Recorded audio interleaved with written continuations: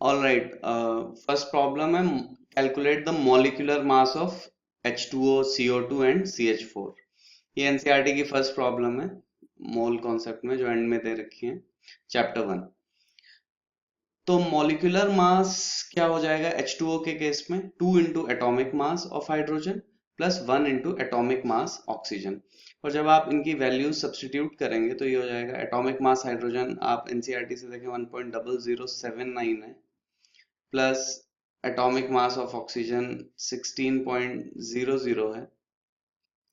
So if you'll see, this will turn out to be 18.0158 और ये इनकी units क्या है, यूनिफाइड यूनिट्स है। तो हमें पता है एटॉमिक मास हाइड्रोजन का जब हम बोलेंगे तो यानी एक एटम का मास है वो क्या होगा, यू लग जाएगा उसके आगे। पहले ये एएमयू था, अब क्या है, यू, यूनिफाइड मास। और अब लास्ट स्टेप जो है वो इसमें है कि this has to be rounded off, this has to be rounded off. क्यों? क्योंकि 18.02 यू। आप देख सकते हैं कि जो ऑक्सीजन है उसका जो एटॉमिक मास है that is known only for 4 significant figures 16.00, जबकि हाइड्रोजन का है वो क्या है 5 सिग्निफिकेंट फिगर्स तक पता है। तो ऑब्वियसली हमें क्या है लीस्ट नंबर देखना होता है जब हम ऐड करते हैं। So it turns out to be 18.02 U. अगर आपसे मोलर मास कैलकुलेट करने को बोला गया होता, मोलर मास, तो मोलर मास के लिए आप क्या करते, 2 इंटू मोलर मास हाइड्रोजन रखते, molar mass hydrogen plus 1 into molar mass oxygen. तब उस केस में आप ये तो वैल्यूज क्या रखते, वैल्यूज आप उस केस में ये रखते 2 इंटू 1.0079, लेकिन इसकी यूनिट क्या होती, ग्राम पर मोल, प्लस 1 इंटू 16.00 और इसकी यूनिट क्या होती, ग्राम पर मोल, क्योंकि ये मोलर मास होता। तो आप पूरे प्रोसेस करने के बाद आपके पास जो आंसर आता वो आता 18.02 ग्राम पर मोल। मोल की पावर -1 है तो पर मोल हो गया। तो ये फर्क है। तो आपको मॉलिक्यूलर मास बोला हुआ है इसलिए आप क्या करेंगे, आप उसे यूनिफाइड यूनिट्स में कैलकुलेट करेंगे, यानी आप एटॉमिक मास रखेंगे। मोलर मास हमने देखा था कि molar mass is a collection, is the mass of Avogadro number of particles.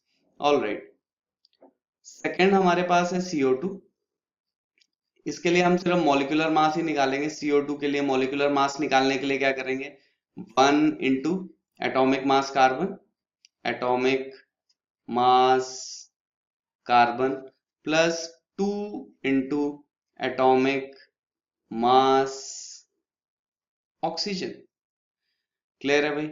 और उसके बाद क्या करेंगे, वैल्यूज सब्स्टिट्यूट कर देंगे। तो वैल्यूज हमें पता ही है 1, ठीक है भाई, और मल्टीप्लाई कर देंगे इसे 12.01 से आप, ठीक है, प्लस 2 इंटू कितना हो जाएगा ये 16.00 यू।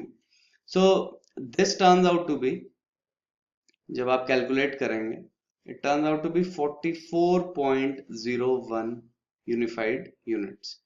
ठीक है भाई, ये भी यूनिफाइड था, ये भी सारे यूनिफाइड यूनिट्स हैं। क्लियर है?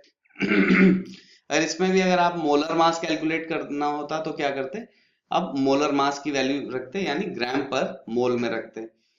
पार्ट 3 है, तो पार्ट 3 में क्या है, CH4 है, तो इसमें क्या हो जाएगा 1 into atomic mass carbon, atomic mass carbon plus 4 into किससे मल्टीप्लाई हो जाएगा, एटॉमिक मास हाइड्रोजन से।